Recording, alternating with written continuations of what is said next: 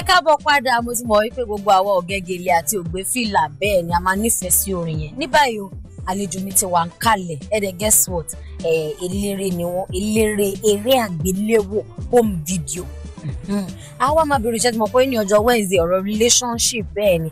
Àmọ́ nínú iṣẹ́, òun ni ìbáṣepọ̀ wà. Nínú ilé, ìbáṣepọ̀ wà ńbẹ̀. Ládùúgbò, ìbáṣepọ̀ wà ńbẹ̀. Ìbáṣepọ̀ kan kì í ṣe pé ọ̀rọ̀ ọkùnrin àti obìnrin lóòótọ́ a máa bèrè lọ́wọ́ wọn nípa ìpè àní fún wọn léni, àmọ́ wọ́n ti wà níkàlẹ̀. Orúkọ wọn ni arábìnrin Oyinkansola Momo. Ẹ káàbọ̀ sórí ètò wa mà. Ẹ káàbọ̀ lóòtú. Ó dáa. Ọ̀rọ̀ yẹn dáa, mo like ọ̀rọ̀ tẹ́ sọ yẹn. Maybe Yorùbá ni. Bẹ́ẹ̀ni. Bí mo bá wá yín wálé, tí mo bá fẹ́ kí yín máa ní ẹ kúlé o. Ẹ̀yin náà dá mi lóhùn pé ẹ káàbọ̀. So tẹ́yin bá wá èmi wálé, kí lẹ́yìn máa sọ? Ẹ kúlé náà ni.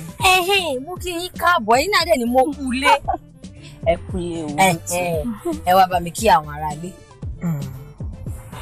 Ẹ kú déédéé wòye o, ẹ̀yin olólùfẹ́ wa nílé. Orúkọ tèmi ni Oyinkansola Momo. Ṣé àlàáfíà la bá yín? Àlàáfíà lẹ́wà. Ẹjọ́ ọ̀rẹ́ mi kan. Bíọ́dún Santos ó ń bẹ lùbàdàn. Ẹjì dọ̀ra jù. Tí n bá rí yín títí má ti dì mọ́ pé Bíọ́dún. Wọ́n náà ṣe gẹ rough course ẹ̀ gẹ́gẹ́ lélẹ̀ tí kò kí n fa wàhálà dání. Àǹtí Oyinkan, ẹ jẹ́ ká wò ó. Tí mo bá tiẹ̀ ní ṣe mistake. Ìwòyí ìjẹta mo ṣe ń wò yín nínú eré kan ní orí ẹ̀rọ tẹlifíṣàn kan ní ibì kan ṣá ànídá ọkọ̀. Mo á wò pé bí ṣe ń ṣe fíìmù mo pé àwọn iná máa oríṣiríṣi upcoming actresses la ní òpè ìyá pé àwọn ilé ìbá iná dẹ̀ ni wọ́n á máa gbàdúrà kọ́ lọ́n jẹ́ káwọn kógun jáńjọ́ kan o. Ó ga o. Mo ṣàkàn ń sọ̀rọ̀ ẹ bẹ́ẹ̀ kan ó dà pé nínú eré yẹn àti Antala níyan àti Amina Ẹlẹ́hà pẹ̀lú Uncle Sunji Ewé Adé mo sọ pé bóyá fíìmù wọn ni or something. Mo ṣàrí yín bẹ́ẹ̀ mo dẹ̀ rí pé ẹ pàtó ẹ ṣe bẹ́ẹ̀ ọ̀nà owó lẹ́yìn gbà wọ̀ ní industry wa. Ṣẹ́rí tábánikà máa sọ̀rọ̀ nípa industry ilẹ̀ aṣú ilẹ̀ adẹ́mọ̀. Àmọ́ gẹ́gẹ́ bí gbogbo wa ti mọ̀ nílé pé téèyàn bá ní ìfaradà kò síbi tí kò lè dé. Lóòótọ́. Ìfaradà mi àti àdúrà àwọn òbí tó bí mi ló gbé mi dé ibi tí mo wà lénìí tí mo dẹ̀ ṣe ń gbàdúrà wípé kí n tún jù bẹ́ẹ̀ lọ bí àwọn ti ìwájú ṣe rí. So bó ṣe jẹ́ nìyẹn. Industry jẹ́ ibi tó jẹ́ ilé ẹ̀gbin gan. Ẹ̀gbin tó jẹ́ pé èèyàn máa ní ìfaradà fún mi. Ṣé mọ̀ kéèyàn tó ṣe rehearsal wà ní ọ̀gá oríṣiríṣi èpè something like that, but with time gbogbo ẹ̀ máa jọra wọn. So ṣé wọ́n mú ẹ̀yin lọ́bẹ̀ ni àbí ẹ̀kọ́ ẹ̀rẹ́ nìkan tó ń ṣe? Rárá o, kò sẹ́ni kankan tó mú mi lọ́bẹ̀ o. Olóògbé Monsurat Omidina ìyẹn ìyàwó bàbá Suwe Mọ́ládùn Kẹ́kẹ́lẹ́ o. Òun ló jẹ́ atọ́nà mi sí inú industry. Ìgbà yẹn mo wà ní JSS 3, so mo lọ síbẹ̀ wọ́n dẹ̀ rí bí ṣe sọ̀rọ̀ sí. Wọ́n wá ní ìwọ ọmọbìnrin yìí tó ń sọ̀rọ̀ báyìí ó máa wà okay gan nípa acting. Wọ́n ní wọ́n tẹ bá lè help me mo máa like ẹ. Wọ́n wá ní kò sí wàhálà àwọn like láti kó ọmọ jọ o. Wọ́n ní ṣùgbọ́n for the meantime kì í ṣe wà lọ́dọ̀ àwọn kí n máa tẹ̀ láwọn kiri. So màá bá wọn káàkiri gbogbo ibi tí wọ́n bá lọ èmi náà tẹ̀lé wọn. Láti bẹ̀ lọ́gbà tí wọ́n dolóògbé tí mo ṣiṣẹ́ lọ́dọ̀ wọn bí ọdún 5 ni mo di èrò ọdún fá ìyẹn lọ́dọ̀ wọn Yínká Quadri àti Ògògó káká bọ̀dá wa. Bẹ́ẹ̀ni. So ibẹ̀ ni mo ti wá gbáradì tèmi náà wá di òmìnira ti tèmi náà. So bí ṣe bẹ̀rẹ̀ gangan nìyẹn. Ṣé ẹjẹ́ wá jẹ́ ká wò sẹ́yìn ṣé irú ọkọ wọn Babátúndé Omidina tá mọ̀ sí Bàbá Suwe ṣé wọn ò bínú? Ṣé mọ̀ pé téèyàn bá ní ọkọ àti ìyàwó ní iṣẹ́ tí èèyàn jọmọṣẹ́ ìyàwó tó wá torí pé ó kú tó wá lọ darapọ̀ máwọn ẹlòmíì ṣe é fi òpin ṣọ́ wọn ò bínú rárá? Rárá o, wọn ò bínú o. Torí ìgbà tá a wà ní ọ̀dọ̀ ìyàwó wọn gan kó tó di pé wọ́n kú wọn ò rí tiwa rò. Oníkálùkù ń ṣe tiẹ̀ ni. Nígbà tí ìyàwó wọn náà dẹ̀ di olóògbé náà wọ́n wò pé àwọn òṣà lè dè wá mọ́lẹ̀. So everybody wọ́n lè lọ ibi tí wọ́n bá bẹ́ẹ̀ ni ibi tí wọ́n bá fẹ́ lọ. So a jẹ́ pé nípasẹ̀ títẹ̀lé wọn lè fi mọ èèyàn kan 2 mẹ́ta lọ́dún fáyìn. Bẹ́ẹ̀ni. Torí wọ́n sọ náà láwọn ọdún fá pé bí 100,000 bí 150,000 ló máa gbà lọ́wọ́ èèyàn láti kọ́yàn ní acting. Kò sí rọ́ńbẹ́.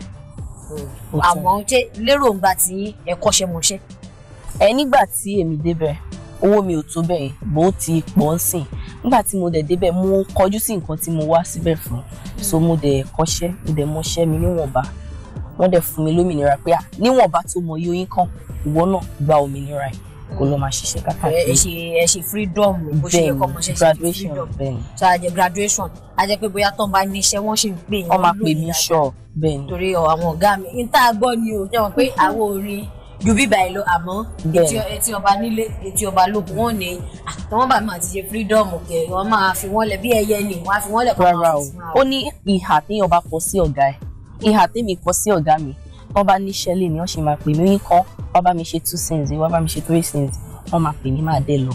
táwa lọ̀gá yín gangan nínú wọn. Yínká Quadri ni ọ̀gá mi. àwọn lọ̀gá yín. táwa jẹ́ ká wò nínú industry a máa ń gbọ́ èmi máa ń nífẹ̀ẹ́ sí tí n bá ti gbọ́ nǹkan tuntun èyí tó bá tún wá sórí ètò máa bí kéèyàn lè wọ́n ní agbẹ́jọ́ ẹnìkan dá àgbà òṣìkà ni wọ́n máa sọ pé téèyàn bá kọ́ṣẹ́ bíbirú àwọn Dunfa àtàwọn bòmíì bẹ́ẹ̀ bẹ́ẹ̀ lọ kàn sọ Dunfa nìkan pé ẹ̀gbin pé afẹ́fẹ́ o má jẹ́ kó ga ẹ̀ mọ́ o àdé máa yọṣẹ́ fún ẹ ní ẹ̀yìn o wà wá bá mi ṣe 5 cents wà bá mi ṣe 3 cents 10 cents ìwọ ṣáà máa sọ fún ga ẹ̀ bọ̀tà wà máa mú bá ṣe máa arrange ṣé lóòótọ́ náà níbẹ̀ yìí. Nítòótọ́ ẹ̀ parọ́ kò dẹ̀ sí ibi tí kò sí torí industry yìí náà kì í ṣe bẹ́ẹ̀ nìkan láti ṣiṣẹ́ àwa náà ṣiṣẹ́ káàkiri tàdé mọ̀ bó ṣe rí bọ́ ọ̀rọ̀ industry yìí ni wípé kò ń ṣe tipátipá. I want to be an actor actress. bẹ́ẹ̀ni tí o bá téèyàn bá wá bá ẹ pé mo fẹ́ fẹ́ o mo fẹ́ ṣe nǹkan báyìí tí o bá ń wọ̀n ẹ lọ́kàn ẹ má bínú mo ò lè ṣe wọn ò ní fọ̀ọ̀sẹ̀ yẹn ò ní kọ́ má pè é di mọ́ tó jẹ́ pé tí o bá sọ̀rọ̀ tó bá act you are good wọ́n dẹ̀ mọ̀ pé ìwọ ló fit fún ṣe yẹn why not wọ́n máa pè é náà so kò mean pé bóyá o sùn pẹ̀lú wọn lọ́mọ tó fún ẹ nísìnyí no it's not like that. ọ̀tẹ̀ gbọ́rí kò ti ṣẹlẹ̀.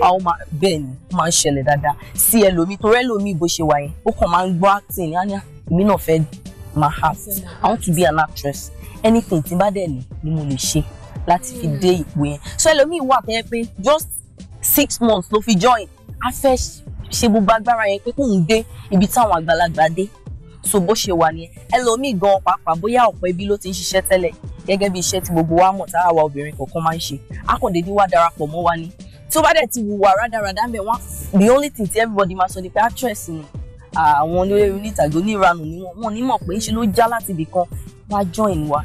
ọ̀pẹ bí kò actually alẹ́ nìyí alẹ́ nìyí bẹ̀rẹ̀ alẹ́ lọ́jọ́ ká sí àwọn èèyàn lọ́kàn torí àwa tí à ń ṣiṣẹ́ lọ́pọ̀ ẹ̀mí kọ́ máa ọ̀pẹ bí kẹ́ alẹ́ nìyẹn. ní èròǹgbà tèmi o mo lérò pé téèyàn bá máa rí good actress good medical doctor good lawyer ó láwọn kankan téèyàn máa rí nípa ẹ̀ téèyàn fi sọ pé lóòótọ́ ẹni good.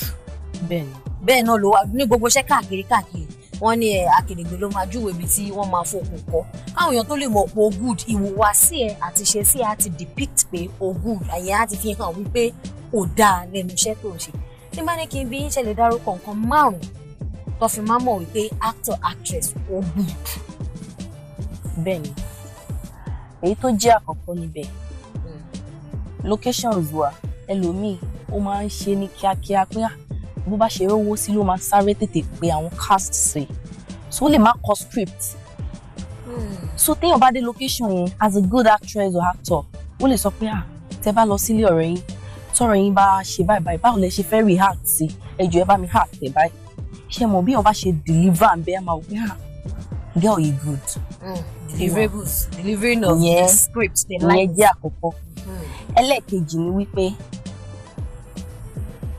tó bá ṣe mistake lórí set wọ́n bá ṣe ń correct ẹ báyìí ò ní jẹ́ kí àwọn audience tó kù níbẹ̀ yẹn tí wọ́n sí láàrin yín kán mọ̀ then audience at home tó ń wò wá kákàkiri wọn ò ní mọ̀ wá ti sáré pick ìyẹn bóyá o ṣe mistake kan kò ní kó wojú camera kó wojú director àbí producer tán bá ti sáré fún ẹ ní sign báyìí wàá ti tètè mọ̀ pé nǹkan báyìí ló mi so ìyẹn náà tún jẹ́ ìkan lára ẹ̀.